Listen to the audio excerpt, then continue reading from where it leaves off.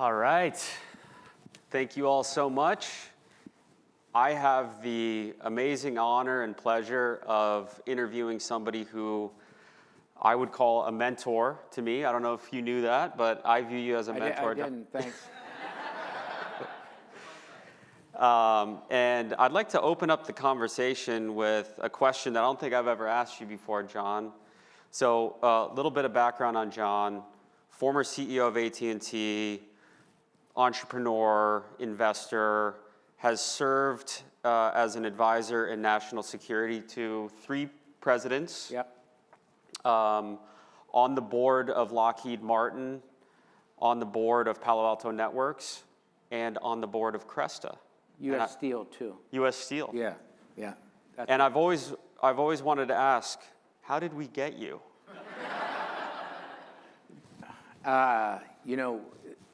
Back when, in the formation of Cresta in Stanford's lab, the professor of machine learning at that time at Stanford was Sebastian Thrun. And Zed and Tim were students of his.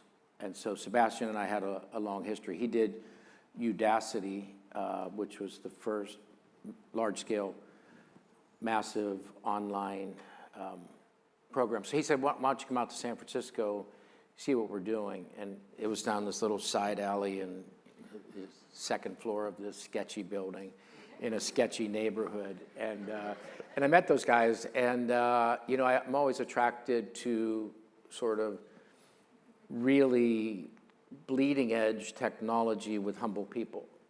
And so, I was, when I retired from an operating job, I kind of vibed my way into the things I really liked. And then in hindsight, you look and you say, okay, there's really sensible things here. And so one of them is national defense and really preservation of freedom and democracy. That's sort of my give back project, and it involves some board seats. And then there's certain technologies that are really, really important. And I tried to pick companies to work with that are working on really important technologies. And then lastly, with the U.S. Steel thing, I'm really big on reindustrialization. I'm not a, bring all the manufacturing home right away kind of person, but our infrastructure now is 125 years dated, and we need to refresh it. And so I wanted to be part of that. So that's kind of how I organize things. But so in the beginning, it was the vision of the founders, it was the leading edge of technology, and it was in an area I cared deeply about. I care very deeply about the parts of businesses that are often orphaned from the glamour perspective. It's where the rubber meets the road with the interactions with customers. And that was always a really big thing for me, is to make sure that we got those touch points right. I've heard you talk a bit about your time as CEO of AT&T, that we have a lot of executives in this room who lead contact center, customer experience. As CEO of AT&T, you spent time thinking about contact center, and you cared a lot about this area. And I'd love for you to share your perspective, because not every CEO is that way.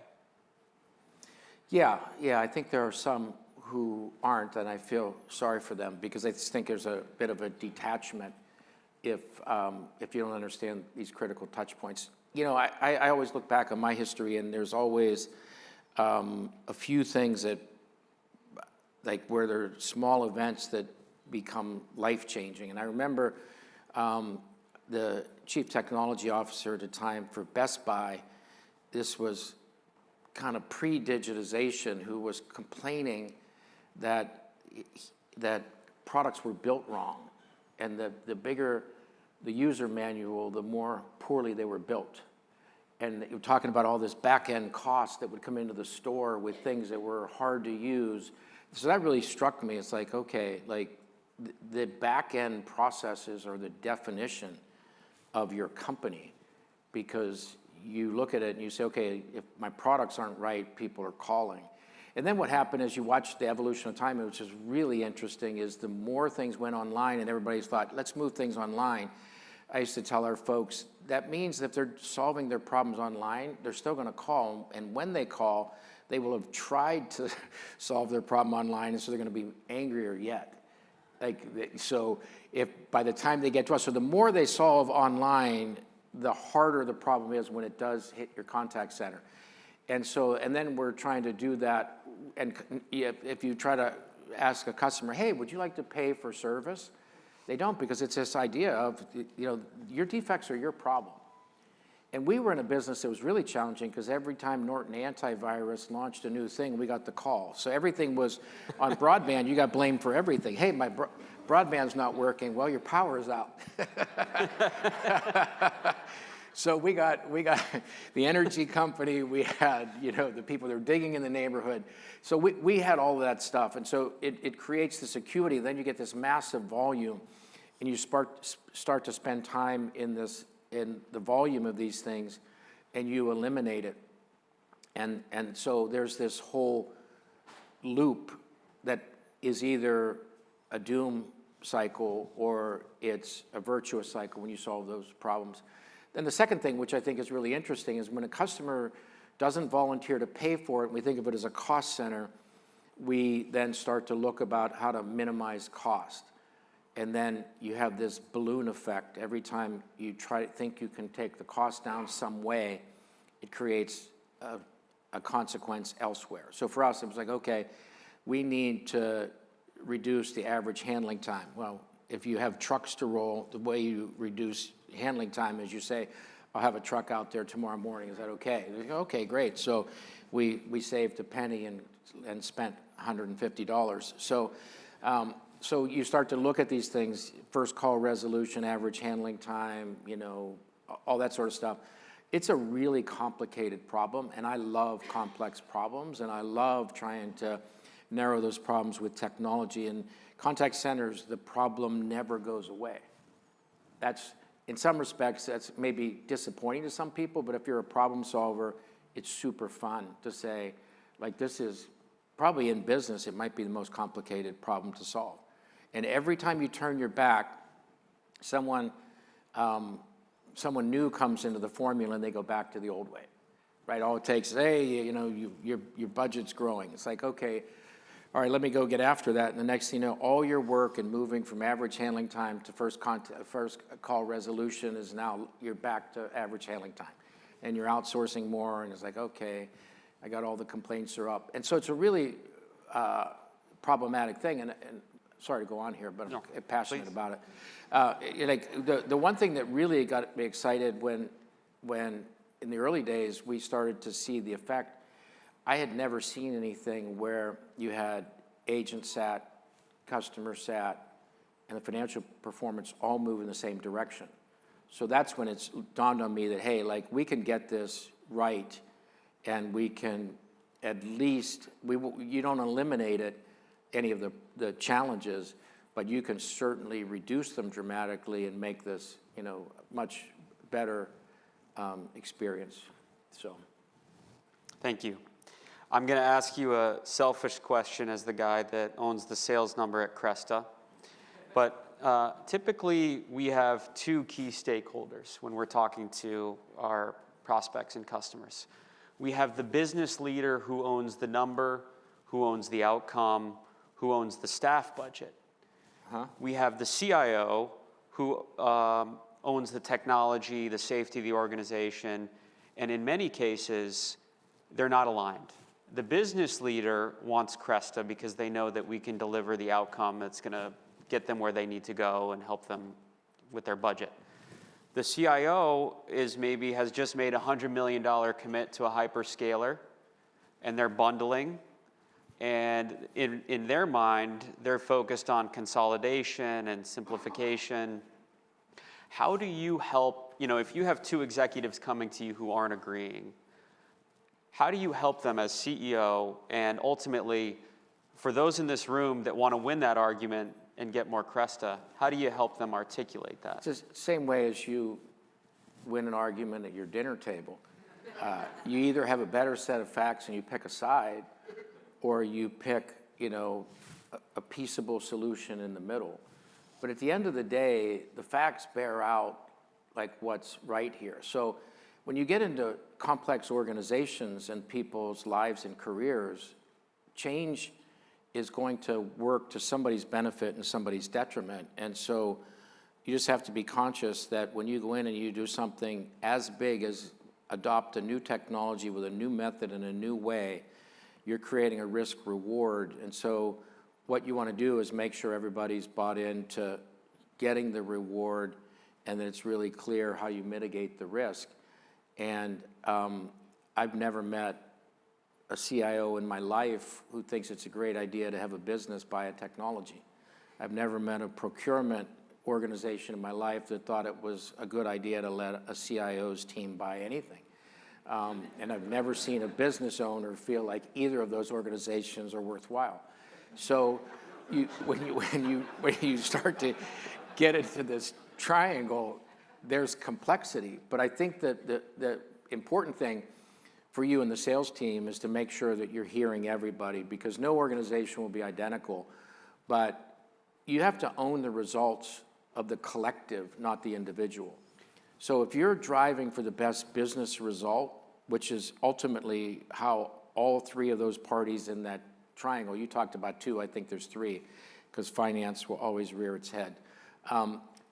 That you have to look at that, and I've always sort of coached you that if you're taking on an aggressive business case and someone's taking risk, then your team might need to go and do periodic readouts with the financial folks to just say, hey, are we on the same page on the business case here? You see the same things we are. We're seeing the reductions here. We're seeing that, just so you keep everybody in the tent, and everybody, they have slightly different objectives. Otherwise, they wouldn't sit in different departments. So I don't think you can ever make that go away. I think that friction and tension is generally healthy to have, but it's in an organization. If I'm running the place, I don't look for removal of all friction. I want the friction where the debates make the company better, and I don't want tension.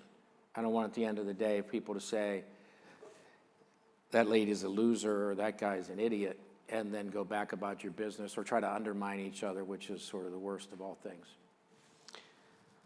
I'd love your perspective. In the last 2 years, I have never in my career seen so much CEO involvement in this area. And I want you to maybe articulate, what is the urgency of adopting AI and getting an AI outcome right now for a CEO? What's the pressure there? Yeah, I think there's probably 2 or 3 ways to think about this. The first way, which is just very general, I think that if you were to ask me a prediction, I think in the next 5 years, the average age of a CEO in America is going to drop by a decade, because I just don't think the idea of becoming a leader and managerially proficient will be sufficient to run the world that's coming at us. I think it's just too many things coming too fast. So I think that's one dimension to think about it. The second is, you read and everybody puts, where can I get yield on AI? And 2 years ago or 3 years ago, everybody started with customer contact center. And then they said, oh, and there's other areas like finance and marketing. And now we look today and we're saying it's writing code. And then it's these other areas, because they realize that this is one of the hardest problems to solve, because you don't take something and come and bring pixie dust and all the problems go away. If it's a problem with humans, then it's going to be a problem with machines. So I think we have this idea of this is a massive opportunity, and then we went through the valley of despair, saying this is really hard. So when you look at Cresta's history, it started as machine learning. Gen AI wasn't even a thing yet. It was taking 9 months to get things deployed because the machines had to learn, and it was a really hard problem. And then you had to solve corner cases where everybody wanted the magic pixie dust to arrive, and that's really hard. And so then all of a sudden, it went from something that was supposed to be the easiest to get to the one of, it's on maybe on the too hard to do list. But then I'm doing a little of this, and I'm buying the next version of that, and I'm sort of evolving. And I watch all these people, and I think it's such BS. I'll read about this company that said, oh, we're deflecting 85% of our contacts. And I know the math of that. That's just such hokey math. It's like, okay, I would have had, if it wasn't for my brilliance, I'd have had 5 million contacts by now instead of 3 million. So I saved all of this, that's avoidable cost and theoretical savings is BS. Like this is warfare of economics, customer satisfaction, and a highly dynamic technology applied with people that have very high turnover, a really hard job every day. And that triangle never goes away. And then you roll it up to a higher level and you put people on it, and all of a sudden you got a CFO and you have a CIO and you have the person who owns the business operations. And there aren't many things in business that are triangles. Much more of them are sort of, two-dimensional. And I think the third dimension is the one that makes it hard. And whether you want to look and say, okay, look at it the customer's eyes. It's like, okay, the product is not good enough. And then I called and your agents they're not resonating with me, or they're using different words, or they're making it seem like it's my fault, or they're trying to get me off the phone. And then, and then the economics of it. So that triangle sits around in people, it sits around in objectives, it sits around in measurements, and that's what makes it sort of uniquely complex and beautiful from my perspective. I think one of the balances that many in this room have to take on is they understand the competitive advantage that deploying AI can bring to the company. It can be the difference between beating your competitor or getting left behind. And speed to market is a competitive advantage with AI. At the same time, nobody here wants to end up on the cover of the Wall Street Journal. So how do you think about measuring risk and risk-taking at work, from a career standpoint and in terms of decision-making? I think from a career standpoint, every job you're in, you should wake up every day loving what you do and looking at it as a stepping stone to the once you gain a bunch of experience and competency, you're going to move ahead. And there will always be a risk of moving ahead as to whether you're going to be capable enough to do that. So if you're aspiring, the best thing you can do is get put into a hard situation with the most risk and the biggest outcomes. Even if you get held responsible for a bad outcome, because that volatility will not only test you, it'll really separate you out and cause you to go home and ask questions of yourself and figure out whether you even want this thing. And so I think the whole social contract where it says, okay, I'm going to stay at one company for 35 years and kind of work my way through things, creates a risk aversion that has been lost in the social contract of companies and individuals now. Certainly with the folks that are right out of college, they're going to try to have 5 jobs and keep the same parking space, put themselves in a position where things are dynamic and moving and they're gaining experience. But so that's kind of the advice my dad gave me.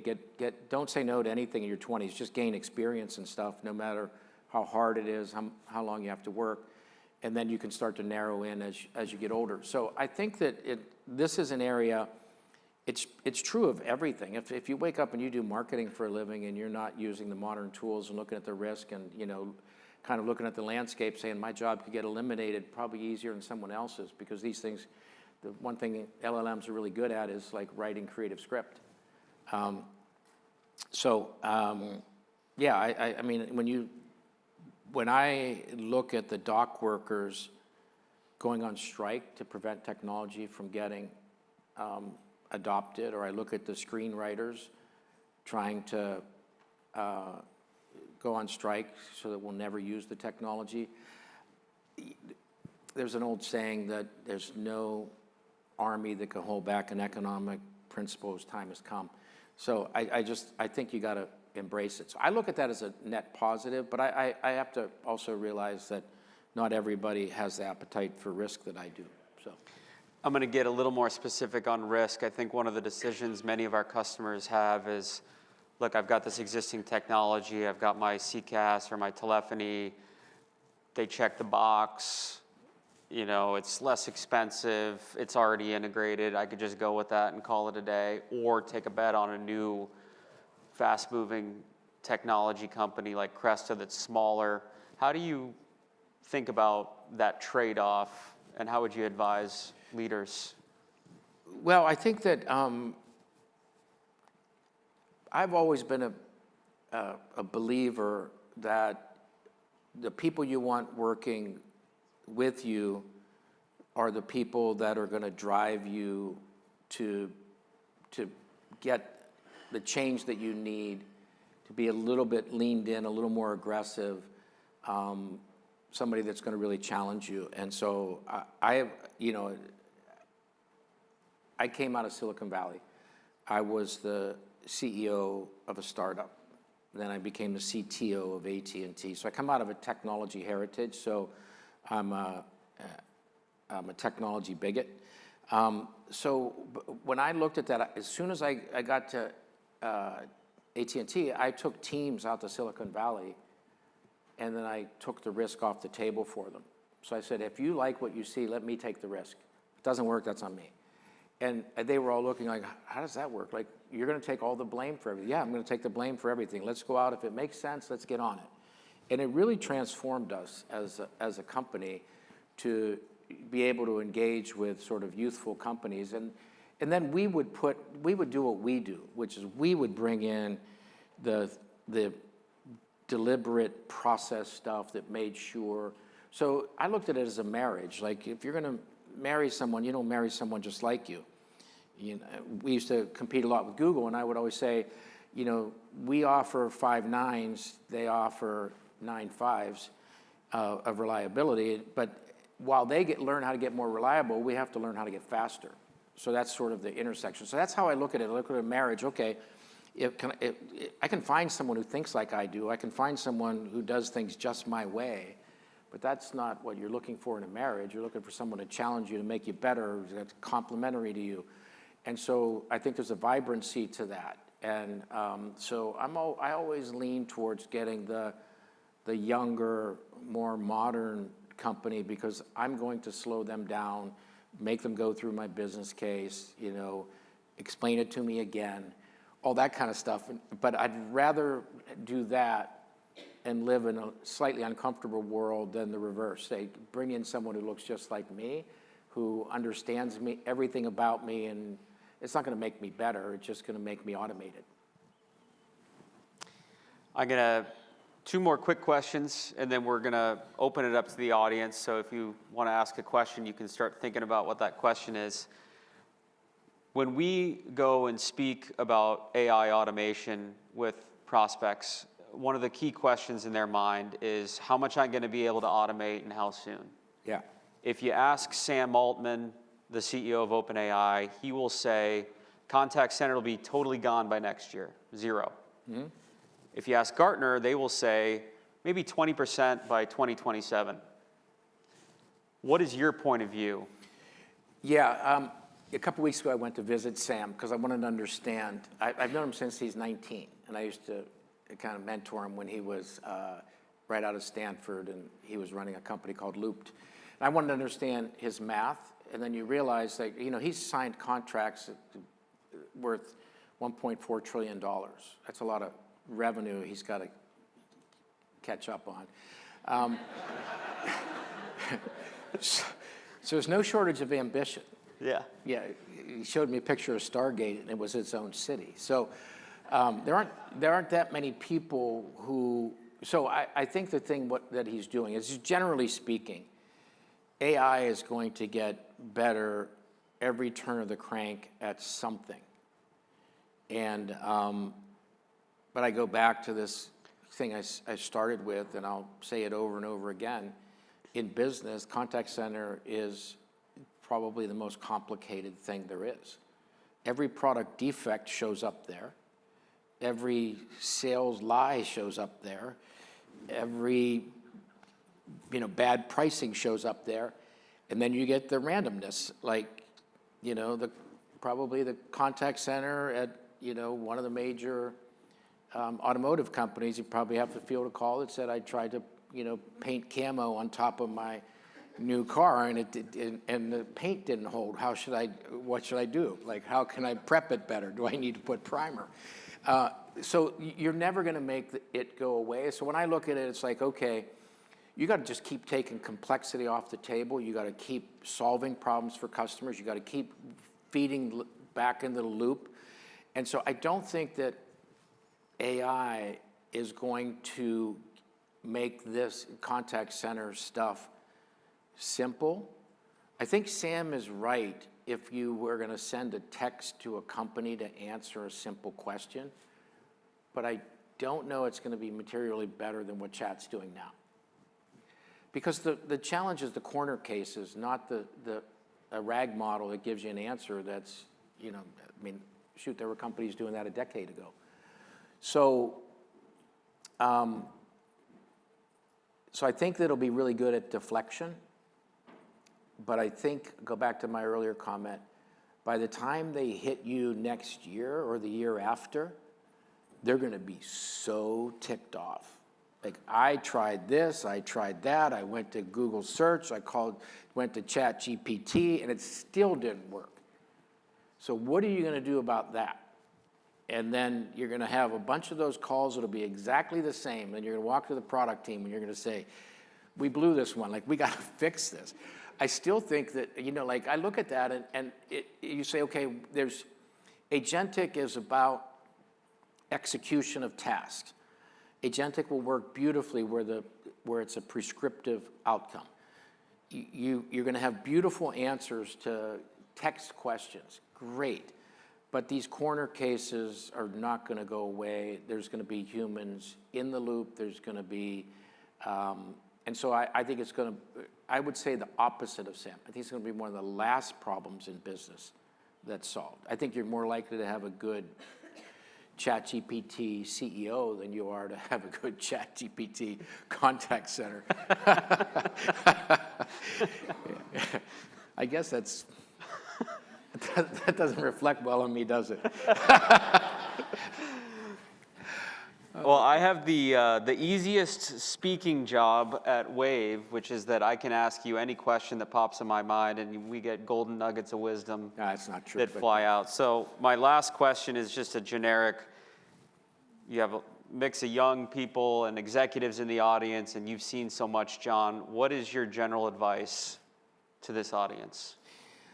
I think in the pace of change in general is happening so fast that we need to go back to intuitive decision making. I think that, and so I'll use a kind of a crazy example, bear with me.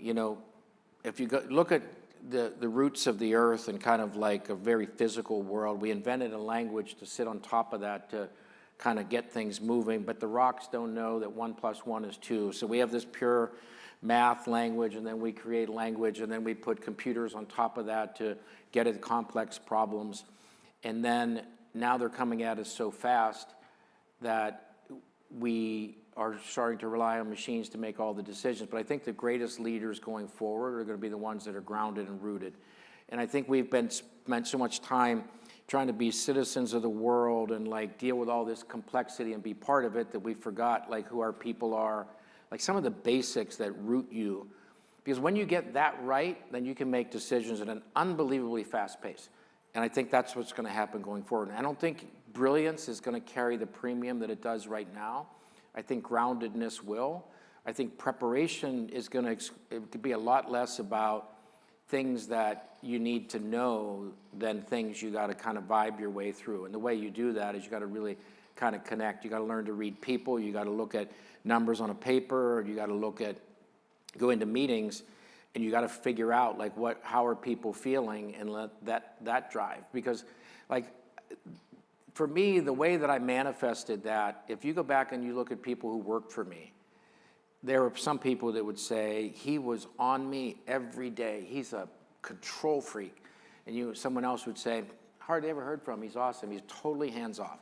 And the reason for that is you got to do what the business needs. And so there's this measure of proactive and reactive, like measured and sort of vibe your way through. I think the world is moving much more towards people who can make fast decisions that are really well grounded because they're really plugged into what's happening. So when I look at a sheet of paper and it tells me that, volumes are higher and, product defects look like this and that, there's not going to be these obvious, because the machines are going to do a lot of the heavy lift. So what's left? It's not going to be, I don't think it's going to be job elimination. I'm not a doomer. I think it's going to be people who can kind of figure out, how do I navigate into the next thing. I think it's the most exciting time that I've been alive. I wish I was 20 years younger, because, I sort of left the operating workforce. You can see from the picture there, I can barely open my eyes because, right, seriously, that's how bad the stress was. And I used to think I managed it well, but I used to tell my wife, she said, "You're not managing it well." I said, I feel fine on the inside. So the analogy I now use, it's stress is like, being out in the rain.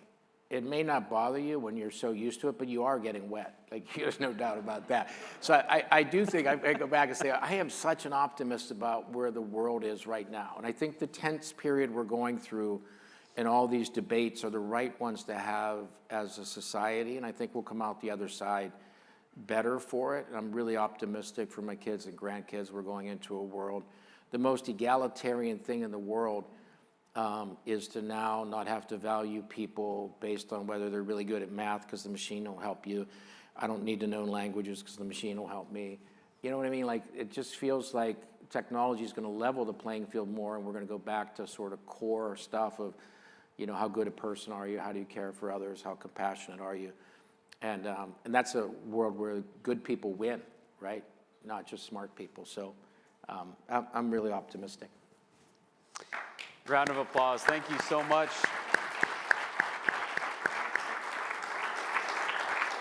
Okay, I think we have a few minutes for questions, so I'll open it up to the audience.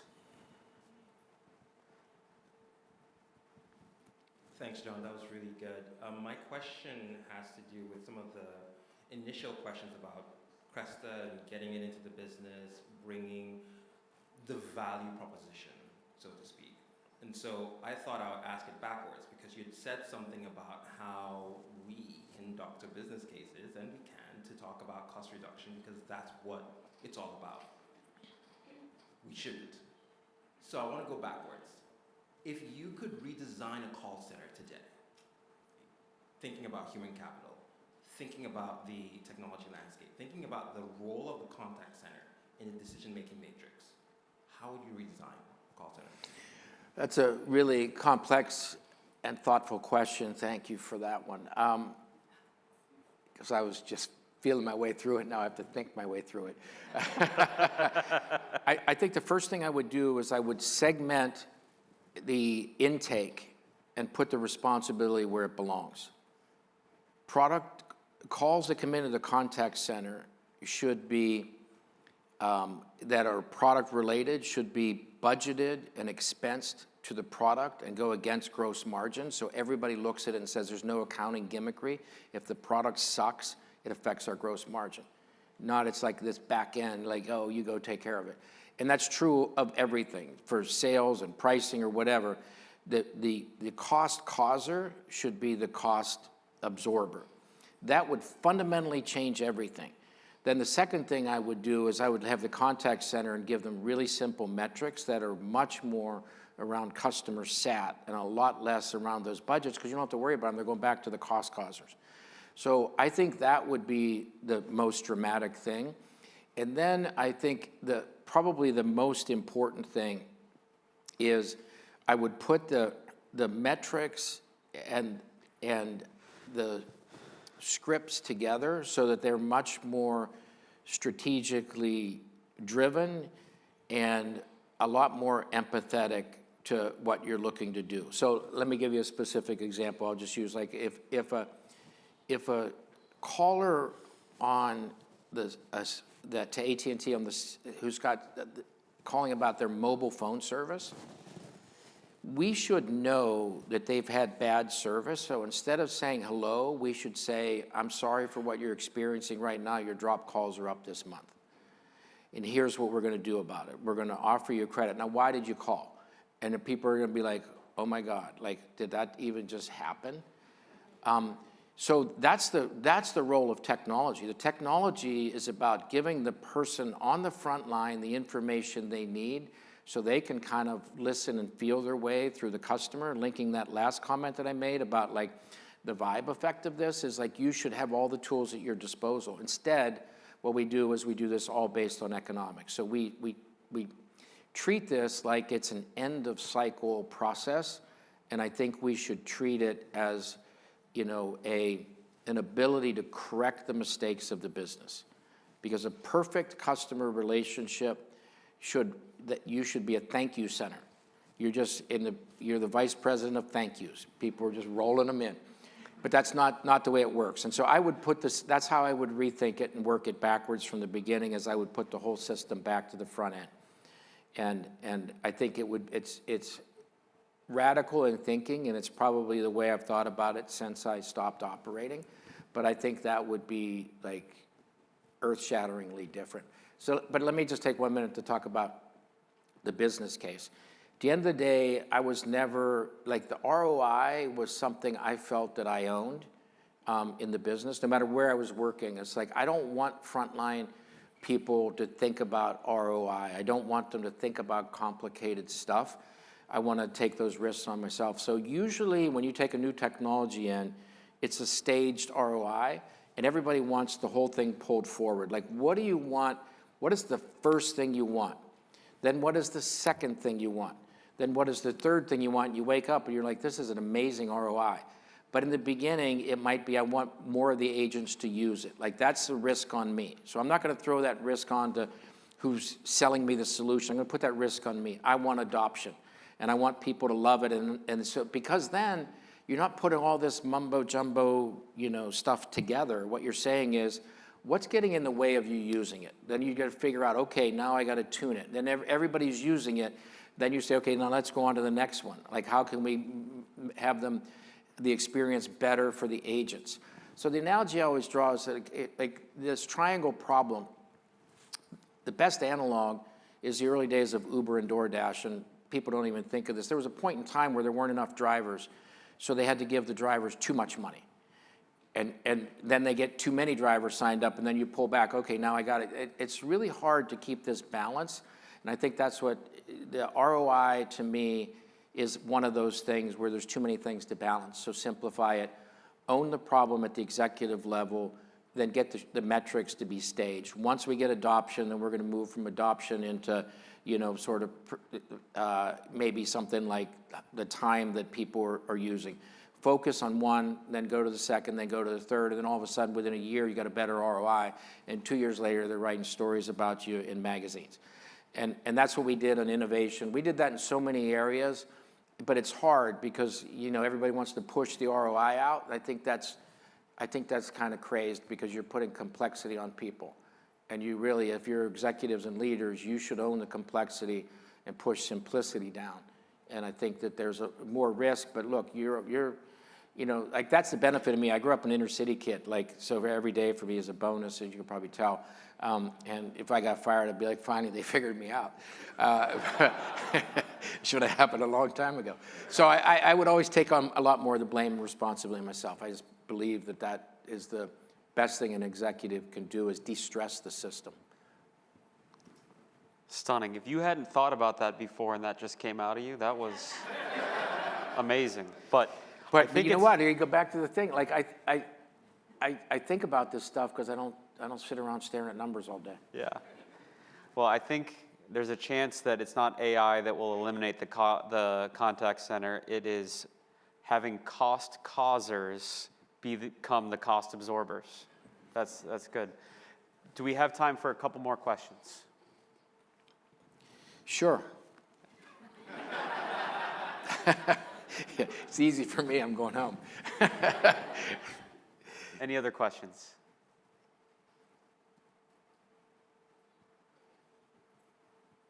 There's Okay. some down in the. Looks like Phil has a question. John, I'm curious, and it's been a popular question, but I'm really curious of your opinion on it. Just if you kind of think about where we are in the arc of technology and where we've been in the massive changes, how do you see this moment in terms of investment cycles and what's going to happen as we go forward? Yeah, is this a question on the AI bubble? Yeah. Oh, the next microphone, I think, did you have a question? Okay. Yeah, she's got a question too, so we can tee it up. Where we are, I look at it in my lifetime, you have the internet. So when I was in school, I was on GopherNet at the time. And the enabler of that in the telecommunications industry was you moved to IP, and then we went mobile, and that was transformational, and then we went to the cloud, and that was at least transformational for formation of companies. I don't think the average person going in the office, the cloud impacted it very much. Because as I say, there's no such thing as a cloud, it's just somebody else's computer. And then this one, you say, okay, those aren't in sequence bigger each time. And of those four, this is the biggest, the most transformational. So is there a tech bubble, a bubble on AI? I don't think so, and here's the basic math of it. If you look today, OpenAI has something like 1 billion users. It's the fastest adoption of technology ever. This time it's not ad-supported, that it's just free. Anthropic is going to be at $100 billion revenue next year, and they have an API-based enterprise model. The productivity gains are going to be there, and so you almost can't say it's not going to grow and be a doomer at the same time, right? So you look at it and you say, okay, if you're an optimist and you believe it's going to grow and we have to deal with the fallout of it, then what's the driver of it? And if you look at the driver of it, the adoption is the fastest of any technology in history. The number of tokens that people are consuming is exploding. It doesn't behave with Moore's law because we've never had an algorithm in the middle of anything. We've never had an algorithm determine the cost of anything. So let me give you some rough math. OpenAI says they need 50 gigawatts of capacity to serve AI in their forecast model. Their forecast model I view as the most accurate because it's based on people and tokens, not on a percent of GDP or productivity or whatever. And it's mostly consumer, but it's a good proxy. So if you take those and you look out 10 years and you need 50 gigawatts of power, today that costs $60 billion per gigawatt. That's $3 trillion that one of the companies that are roughly 25% market share will have to spend to serve those tokens. That's mind-blowing. It won't happen because the cost per token will keep coming down. So it won't be 60 billion per gigawatt. So is there any surprise that NVIDIA is trying to get everybody to build as many data centers as fast as they can? If it's 60 billion a gigawatt, 70% of that goes to NVIDIA, and of that 70% is profit. Do the basic math. Half of that 60 billion is NVIDIA profit. So he's trying to get that built as fast as possible. So anyhow, I digress. The math of this is eye-popping, but it's unprecedented on the consumption side. It's unprecedented on the revenue side. And it's arriving just in time because we have a birth rate challenge globally. We have a labor participation rate that is extremely low. We have lots of industries that need sort of capacity, and then we also then need transformation. So all these things are kind of coming together. Yeah, could stocks go down for a year? Yes, but we had the internet bubble. Did we have a mobile bubble? Well, maybe not quite. You had the application companies kind of pop, and was there a cloud bubble? This one is, in my generation, this will be the biggest thing. If it takes a decade or 7 years or 15 years, it's still going to be the biggest thing. So that's how I look at it. And so I'm not the doomer who says it's going to take all the jobs. I'm not the person that says that it's going to, be evil. I just think we have to be very careful. Okay, we have one final question. Last word. Last word. Oh, no pressure. I will be stealing the cost causer should be a cost absorber. That was a great line I'm going to be using for a year. There's no stealing if it's a gift. It's a gift, my gift to you. Thank you so much. I want you to go to heaven. Yeah. My question really is around, you were talking about the triangle, the trifecta of the CEO, the CFO, and the CIO, and where ROI sits in that. I've been having a lot of conversations lately around service as an extension of brand. And I wonder how you see AI, especially all of our new technologies, impacting the customer experience, and how do you have conversations with those C-suite executives who are so concerned with ROI when you want to talk about experience? Yeah. I have never seen improvement of product or improvement of customer experience that was a negative ROI. Quality is always cheaper than cleaning up the mess afterwards. You're never going to get away from having like the decision of how much are we going to spend and what do we get for it. I think the bigger challenge is when you look at the ambition of the business unit. Do you want to be risk averse or not risk averse? I understand the grind that you have to get the ROI, but if anybody believes an ROI calculator is not going to be on it, like you gotta, if the operating folks take the ambitious risk, it'll work. And and at the end of the day, I don't think it's going to be a function of whether the pricing is plus or minus 5%. And I don't think it's picking the partner, not competing, two companies that, the supply chain procurement people say this one scored a 72.6 and this one's a 71.3. I remember the first time I went through one of those, it was a giant thing, and it's like these big behemoths of tech, and you get these complex spreadsheets and all that stuff, and it's really easy to get caught up in it. And one of them scored, it literally was like 72.6, and the other one was 72.3. I'm like, where does the procurement, where does the team who does this evaluation sit? Chicago. All right, which of those two has the best season tickets at the Cubs games? Because and it's going to be the 72.6 versus the 72.3, right? Because at that point, you're picking a partner, which you're okay with, you know what I'm saying? So I think at the end of the day, when you get the ROI together and you want to drive an ROI that's effective, don't look to procurement, don't look at the finance person. You're going to have to cover those folks off, get it, but it's the ambition of the business unit that's going to drive that case. And if the case doesn't work, then you don't want it anyhow, because you're short of ambition. You want someone to take this on, to say, I'm going to drive this, and it's going to be transformational, and it's going to make my career, and it's going to make this group better, and it's going to make the company better, and therefore I'm going to sign up to the extent that I need to get this thing right. And then you pick the best partner to go do it with. That's how I think about, closing loops on cases. But the responsibility at the end of the day, procurement never has to go back later and say it was a failed deployment because we got the wrong partner. It's on the business unit, right?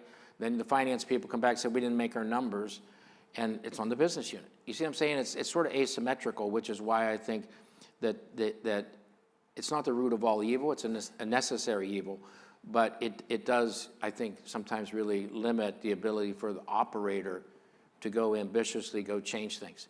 And I think that's the dream everybody's got to sit down and sign up for, because if it's not a dream, it's not a big enough thing, right? And it's got to be transformational to be worth it to get through all this stuff. So anyhow, thank you. I usually don't like it when people say, I told you so, but in this particular context, I really enjoyed hearing it. It's so warranted, so warranted, yeah.